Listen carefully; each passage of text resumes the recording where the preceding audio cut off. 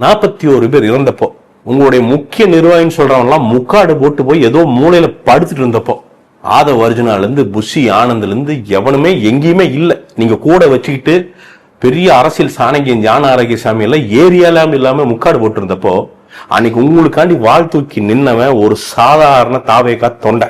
அவனுக்கு ஜெயில்னா என்னன்னு தெரியாது, பெயில்னா என்ன தெரியாது, ஜாமீன்னா என்னன்னு தெரியாது, ஒரு வெங்காயம் தெரியாது. அவன் நின்னது உங்களுக்காண்டி. நம்ம அண்ணன் சரியான அரசியல் நமக்காண்டி எடுக்காரு, நமக்காண்டி வந்து நிப்பாடுறா அப்படின்ட்டு கூலிக்கு போற பசங்க, சின்ன சின்ன வேலை செய்யற பசங்க, எல்லா செக்லையும் குட்டை நெட்ட பெருசு சிறுசு எல்லாம் உங்க நின்னாங்களே பசங்க, அவங்களுக்கு நீங்க இப்படிதான் பதில் சொல்வீங்களா? அவன் இன்னைக்கு பேச முடியாம உட்காந்துருக்கான். எங்க குடும்பத்துல எனக்கு தெரிஞ்சவங்க அண்ணன் அண்ணி பயங்கர ஃபேன்ஸ். உங்க மீட்டிங்காண்டி விஜயமங்கலத்துக்கு வந்து துண்டெல்லாம் போட்டு வந்து அவங்க போட்டோ எடுத்துட்டு போனாங்க. இன்னைக்கு காலைல துண்டை ஒழிச்சு வச்சுட்டாங்க அவங்க அண்ணி. வெளியில போய் நம்ம தாவேக்கான்னு எங்கேயுமே சொல்லிட வேண்டாம், போதும் இதோட போதும், நம்ம வேலையை பார்க்கலாம் தொழிலை பார்க்கலாம் அப்படின்னு மூவ் ஆயிட்டாங்க.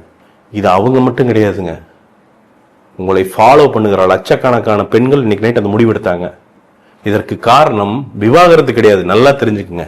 ஏன்னா இது வந்து நீங்க ஒன்றும் சும்மா ஒரு சாதாரண குடும்ப தலைவன் கிடையாதுன்னா, நீங்க ஒரு கட்சி ஆரம்பிச்சு தமிழகத்திற்கு மாற்று, திராவிட கட்சிகளுக்கு மாற்று ஆரம்பிக்கிறீங்க. நீங்க தான் முன்னாடி நிக்கிறீங்க.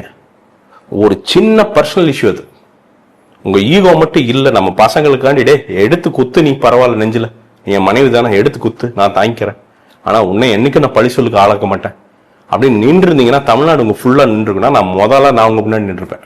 அந்த குடும்பத்தை விட்டீங்க, நீ மக்களை எப்படி காப்பாத்துவீங்க?